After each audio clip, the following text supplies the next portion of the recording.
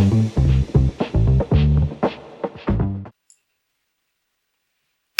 back after 8 years. What took so long? Simple. It's how long it took me to get this guy to watch these 2 episodes. No, reality, life, we grew up, stuff happened. But we're back. We're back now. In a new location. Yeah. We're in my office, in my house, and he's here. Hey, everybody. Nice to be back. And nice to have a return to 2 guys in hats. Just wish we could do it on a better episode. But this is where we stopped. This is our new thing, Emerald Rangers. Anyway, Island of Illusions, Part 1 and 2.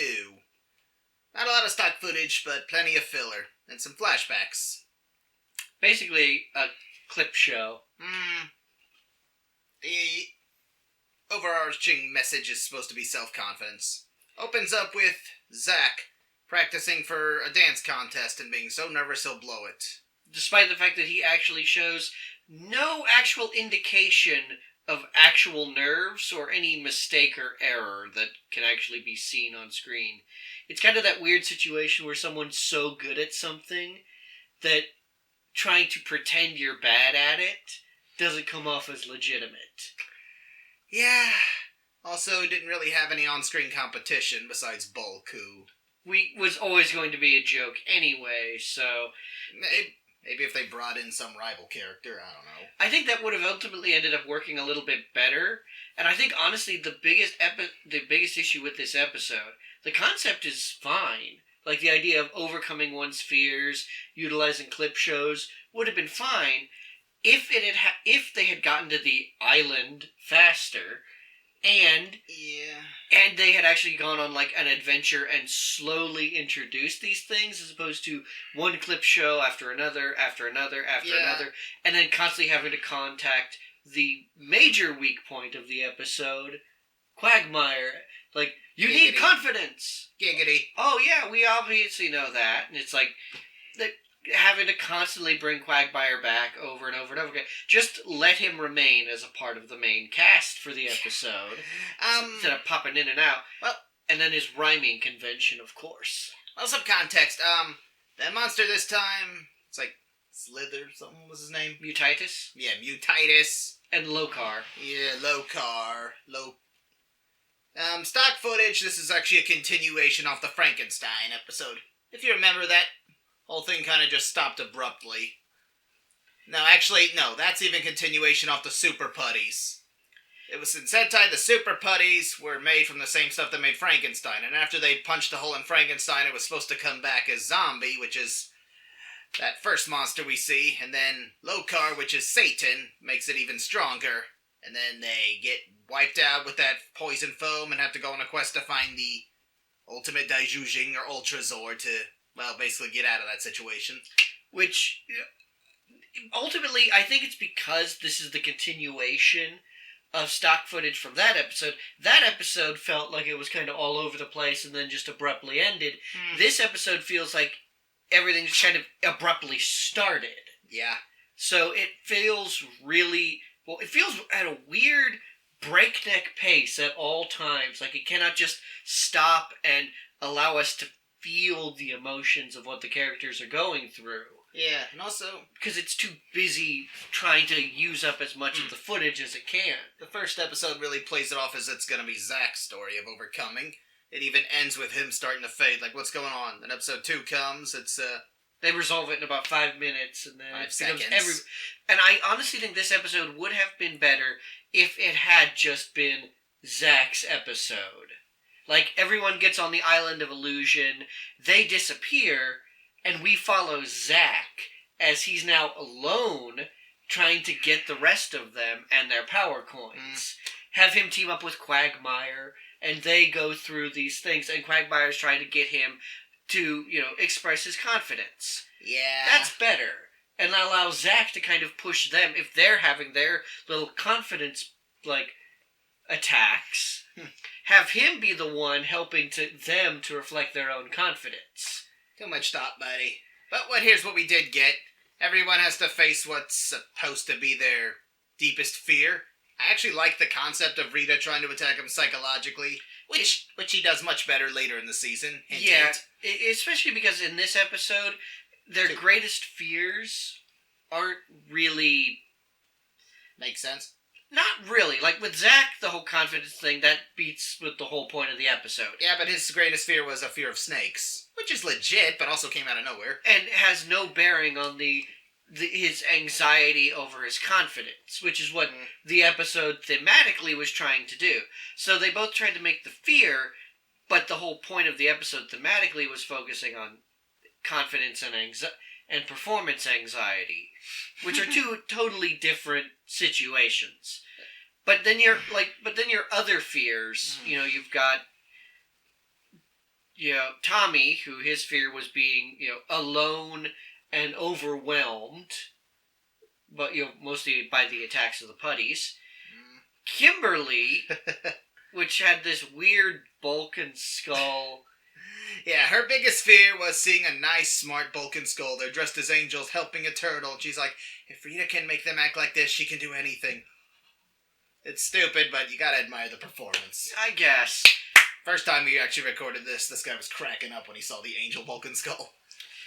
Yeah, mostly because it's just such out of left pocket, but also it's so weird to me that Kimberly's greatest fear is the two bully characters being nice. So by the end of the the mainline series of the Zordon era of Power Rangers, she must have been terrified. Nah, she was long gone by then. And then of course you've got Trini and Billy, who they're... Well, Trini's was fear of heights, a throwback to episode 2. Billy's was him thinking that... He didn't know anything. His science let the team down. No.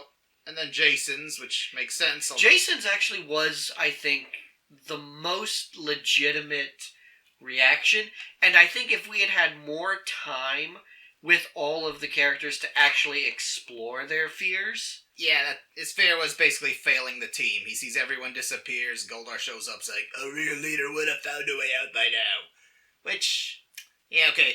More time's the key word. All of them, it's the same thing. Here's a fear. Quagmire, help us. He tells a rhyme and then, believe in myself, we're good.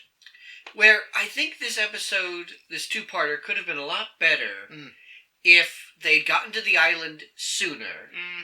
So simplify the story with like Lokar and Mutitis and all that. You could have shrunk down that whole fight a little bit. It was actually pretty short, all considered. Even then, but there's a way maybe if you cut out the whole dance contest thing to begin with. Right, just have like some kind of, or even better, he's going to do some kind of dance performance. And he's having some lack of confidence. Before any of that occurs, they get caught into the fight, stuck on the island, and now we're following Zach. We follow Zach for the majority of the show, him going out to try and rescue his friends. Has his what ifs. What did we get? The main villains doing nothing while they're stuck there, just kind of hovering over them.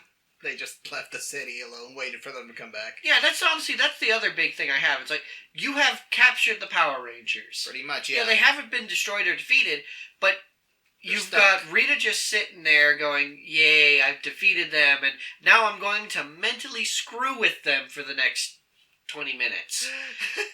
You've got Mutitis, who apparently was now this big, huge monster just apparently sitting around, like, waiting for them to come back.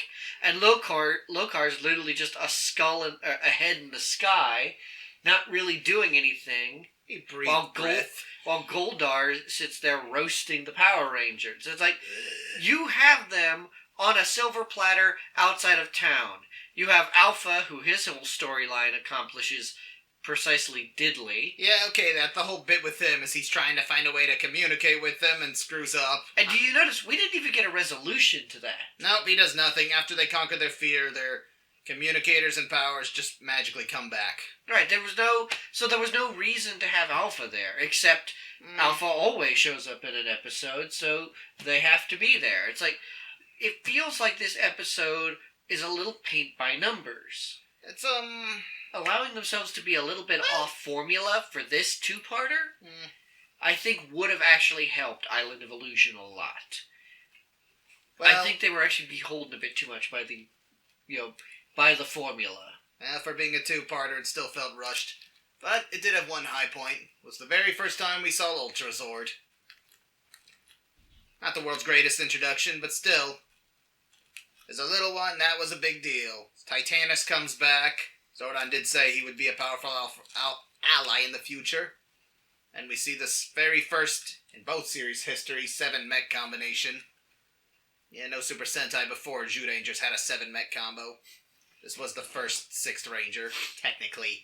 They had one other that was a 1-episode character and one that was a thing, but they didn't have mechs. Yeah, and I'm just sort of... I feel like this is an episode of missing potential. It could have been really great. Well, that's the thing with most of Season 1. We're still at the point where they thought it would only be a 40-episode show. Tommy would only be for like 12 episodes, then they'd move on, but... After we get to that episode 40 mark and we get to the Zhu 2, explain that when the time comes, that's when they really start taking it a little more seriously.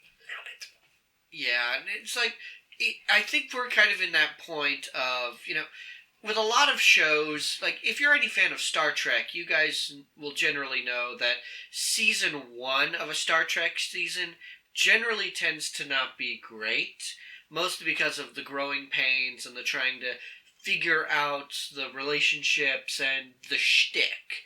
Like, Next Generation is widely considered an amazing, one of the best Star Trek shows, but that first season's a little rough. Yeah, but it's also not just the first season, it's the first of its kind. True, and so, we're still in that phase of them building up the formula. Yeah, you'd say it's episode almost 30, but, they're filming these back-to-back. They're not waiting for each one to come out and then talking about it like we are. Right, and I think it is interesting that my biggest complaint is that they stick too much to formula when they're still kind of building the formula in one general sense. Yeah, you can tell it's been a while since we've done this because we're talking like we're seeing the show for the first time. Which, is fair, because we'll kind of do this... Two Guys in Hats like this is sort of a soft reboot of a sorts. Maybe. Oh, on that note, I'll go ahead and say this now, because I probably won't remember to anywhere else. My channel is no longer Lite Studios. That's a name I came up with in high school that no longer has bearings on any future thing. From that, I'm changing the name to Ghost Ranger. Shing. I can't do this. Did that even show? Vaguely. Because Emerald Rangers is... I dropped something. That's the website I'm on now. I'm trying to start again. And both of us are collaborators on the Emerald Rangers review website. So, yeah. Tune in the first Friday of every month for one of my film or editorial articles. Good old Cameron also posting articles throughout the month. And hopefully with Two Guys in Hats, we can get back to some film content. Yep. I've got a bunch of reboots planned coming up here soon, hopefully. Anyway, so, what do you rate this two-parter?